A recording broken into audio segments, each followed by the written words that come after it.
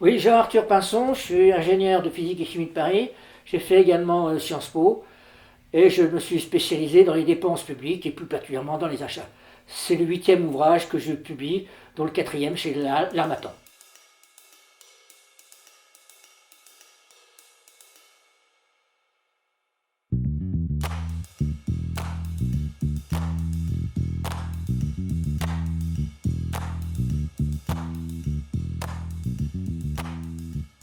Alors, les objectifs sont nombreux, mais on va essayer de les résumer.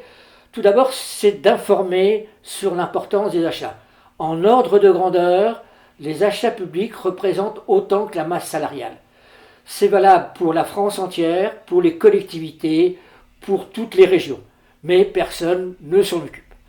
Deuxièmement, c'est de dire qu'il y a des économies possibles. En ordre de grandeur, en fonction de mon expérience, on peut imaginer qu'on fait 20% d'économies sur les achats. Les achats publics représentent 300 milliards, 20% sur 300 milliards, ça en fait 60, ça résout le déficit public. Donc l'objectif est là. Et troisième objectif, c'est d'inciter les politiques à traiter ce problème, mais pour des raisons diverses et variées, ça ne les préoccupe pas. Les points clés de l'ouvrage, j'en avais déjà écrit un que j'avais appelé le gâchis. Je reprends un peu les grandes données macroéconomiques. Comme je viens de vous dire, les achats publics, c'est 300 milliards, 20% d'économie, comme je vous l'ai dit, 60 milliards. Je donne un certain nombre de données que peu de gens connaissent sur ce type de dépenses. Deuxième aspect, je décris un peu quelques exemples comme Areva, où pour 3 milliards on a acheté une mine où on ne peut pas traiter, où on ne peut pas prendre l'uranium. Mais le point clé, c'est que je développe, et c'est ça mon métier depuis plusieurs dizaines d'années, c'est qu'il y a des méthodes pour gérer les achats. Et toutes ces méthodes, vous allez me dire, c'est très simple et simpliste même, c'est de dire qu'on fait un bon achat si on définit bien son véritable besoin.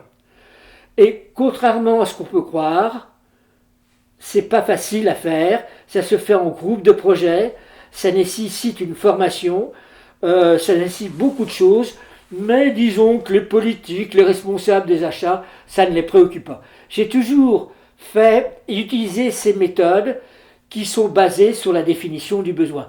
Mais nos énarques, polytechniciens, ne sont pas intéressés par ce type de méthode, et c'est ce que je décris largement dans ce livre. Alors actuellement, moi ça fait 15 ans que je fais ça. Le MINFI, ministère des Finances, l'IGPDE mettaient en marche une démarche fondée sur l'analyse de besoins. Ils avaient développé des formations dont je faisais partie comme animateur, mais ils ont laissé tomber ça. Ça ne les intéresse plus.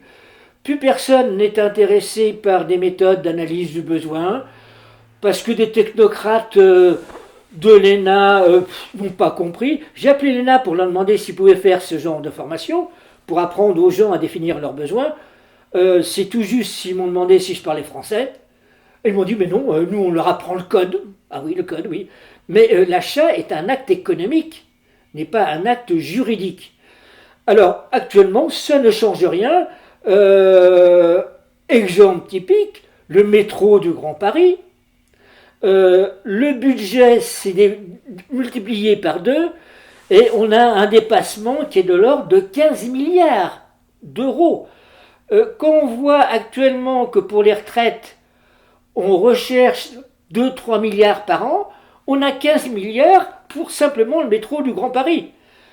Je ne connais pas encore les chiffres sur les grands travaux pour les Jeux Olympiques. Alors vous savez qui profite de ces dépassements? C'est les 3, entre guillemets, voyous, les 30 grandes boîtes de travaux publics dont les dividendes partent aux États-Unis. Mais ça ne préoccupe personne, parce que tout le monde est bien content. Donc voilà, donc ça ne change rien. Actuellement, les achats publics sont toujours aussi mal faits. Le ministère des Finances ne s'en préoccupe pas. Donc voilà, donc ça va continuer encore, et on continuera à gager entre 30 à 40 milliards par an, par incompétence, et peut-être aussi parce que ça permet de faire la corruption.